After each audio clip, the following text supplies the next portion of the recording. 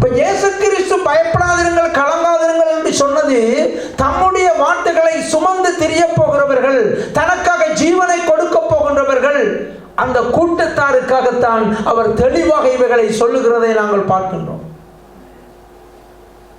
இந்த இடத்துல ஒரு பக்கம் பிரச்சனை போகுது, சபைகள் எல்லாம் ஓடி ஒழிக்கிறாங்க, கொலை செய்கிறாங்க.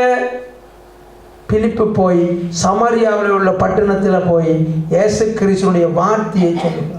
இயேசு கிறிஸ்துடைய வார்த்தை பிரசங்கிக்கப்படுகிற இடத்துல தான் இயேசு கிறிஸ்துவினுடைய அற்புதங்கள் நடக்கும். அப்ப இயேசு கிறிஸ்துடைய வசனம் நானும் நீங்களும் சுமந்து செல்லும் பொழுது இந்த பூமியில் உள்ளவர்களுடைய கண்ணீர் துடைக்கப்படுகின்றது.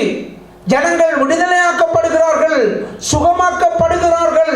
இயேசு கிறிஸ்துடைய வார்த்தை முக்கியமானது, இயேசு கிறிஸ்துடைய சுவிசேஷம் முக்கியமானது பிரியமானவர்களே.